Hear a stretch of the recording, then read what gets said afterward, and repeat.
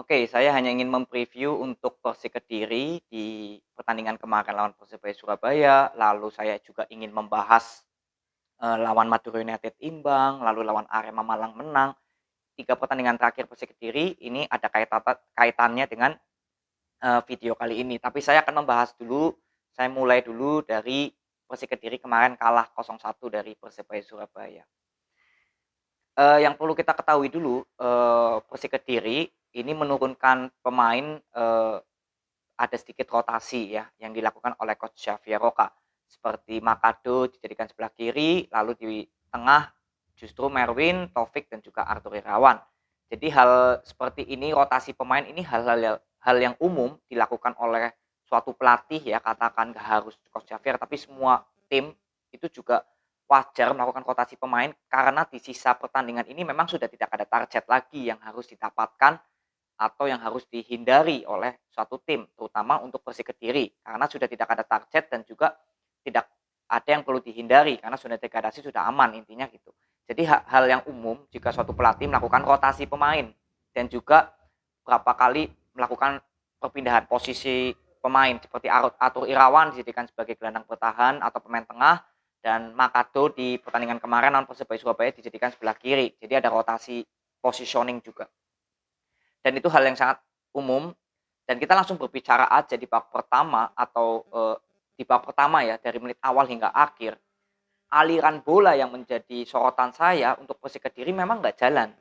Walaupun ada peluang dari Persik Kediri, iya ada peluang dari Fahmi, dari Ece, itu ada peluang ada tetap. Persebaya pun juga ada peluang sama. Tapi yang saya ingin bahas adalah aliran bola dari Persik Kediri yang memang melakukan rotasi pemain nggak berjalan. Ya, saya ngomong apa adanya, walaupun memang melakukan rotasi pemain tapi nggak berjalan. Seperti Makado kalau kalian lihat, Makado yang di sayap kiri aja ikut membantu sampai ke tengah bahkan ke kanan posisinya. Saya melihat berapa kali. Jadi posisi kirinya Persik Kediri justru kosong ketika membangun serangan karena Makado memang sejatinya basicnya playmaker. Jadi berapa kali justru Makado terlihat yang lebih aktif padahal dia pemain sayap. Nah, ini yang menjadi sorotan juga untuk pastinya Coach Javier mengerti ya, pelatih itu lebih paham ketimbang kita. Pelatih ini pasti lebih paham. Ketika Merwin, Taufik dan Arthur memang nggak bisa diduetkan bersama ya, dan juga penampilan Merwin yang memang penampilannya nggak ada perkembangan yang saya lihat. Di pemain tengah pun juga nggak ada perkembangan yang saya lihat. Jadi memang terlihat aliran bola dari Persik Kediri nggak hidup. Kalau kalian amati peluang-peluang yang terjadi di babak pertama itu dari Fahmi ya, itu kesalahan dari back Persebaya. Lalu yang kedua umpan-umpan long ball dan skill individu yang dilakukan oleh pemain dari Persik Kediri terutama Fahmi. Peluangnya dari situ-situ aja. Tapi variasi serangan dari pemain tengah ini sudah tidak terlihat karena Makado dijadikan sebelah kiri. Nah, masuklah kita ke babak kedua.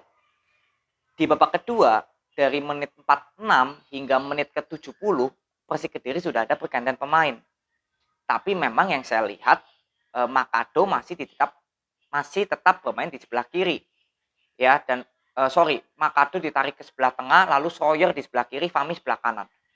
Nah, ini sudah kembali lagi ya Makado jadikan gelandang serang. Tapi lini tengahnya juga nggak hidup ketika Arthur Irawan sudah diganti ya dengan Sawyer.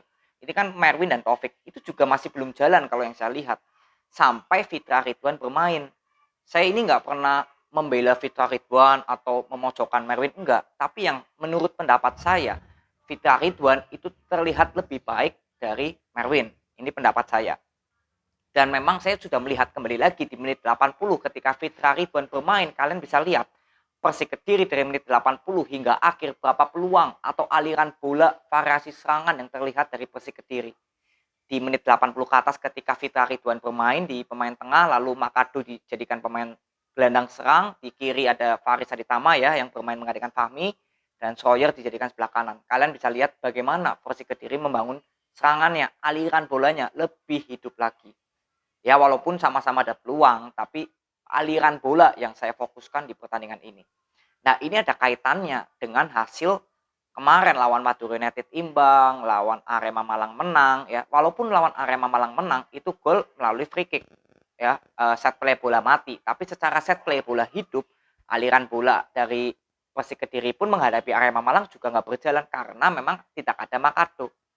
Dan kemarin lawan Madura United, Makado baru bermain di babak kedua Dan kemarin lawan Persebaya Surabaya, Makado bermain, tapi jadikan sebelah kiri.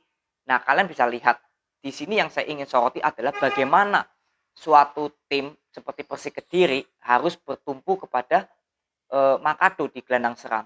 Jika Makado mengalami cedera atau tidak bermain, nah ini yang saya ingin beberapa kali saya ingin suarakan di season nanti. Persik Kediri harus mencari pemain yang bisa membuat persaingan di lini tengah, lini depan, dan lini sayap.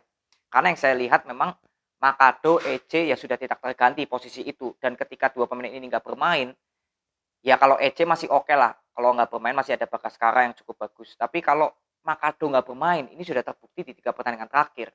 Lawan Arema, lawan Madura United bermain di babak kedua, ya, dan sampai comeback akhirnya 2-2. Lalu lawan Persebaya Surabaya, Makado bermain tapi dijadikan sebelah kiri. Nah, inilah pentingnya kita sebagai supporter atau pengamat harus mengamati bagaimana tim kita ini kekurangannya apa, apa yang perlu kita berikan kritik. Itu nggak masalah. Kalian memberikan kritik tapi juga memberikan solusi. Jangan hanya memberikan kritik cemooh tapi nggak memberikan solusi, itu jangan. Ya, jadi di season ini, akhir pertandingan ini mungkin ya Javier Roca akan mencoba merotasi pemain.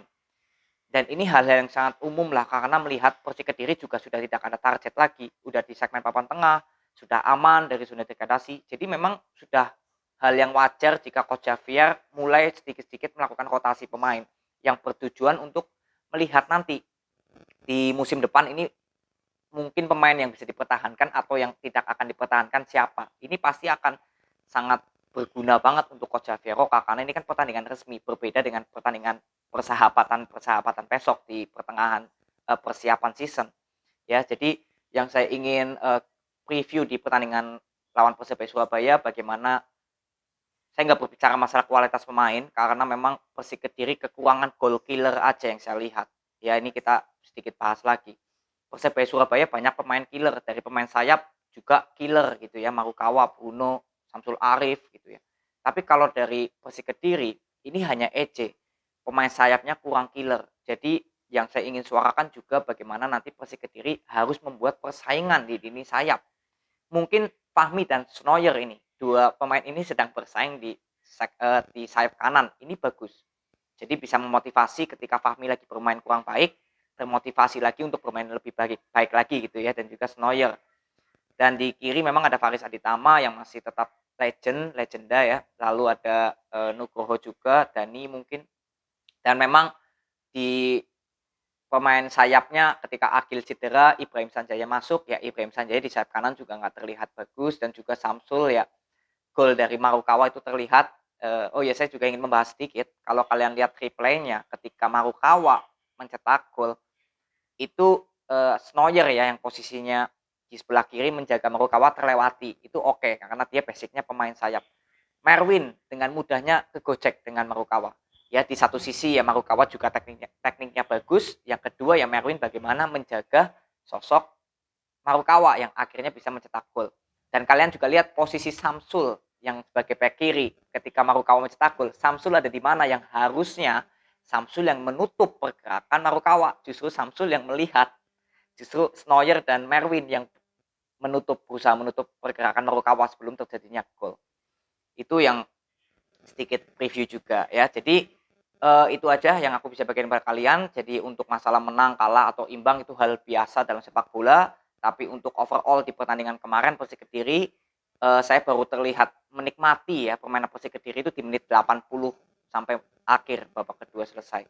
Itu yang saya bisa menikmati, karena ya proses rotasi pemain ini wajar-wajar aja dilakukan oleh Coach Javier Roca ya. Jadi itu aja, terima kasih yang sudah nonton sampai akhir. Nanti kita ketemu di review untuk Persik Kediri. Kita akan mengikuti terus Persik Kediri sampai nanti di akhir season. Jadi terima kasih yang sudah nonton sampai akhir. Respect buat kalian. Nanti kita ketemu di video berikutnya. See you.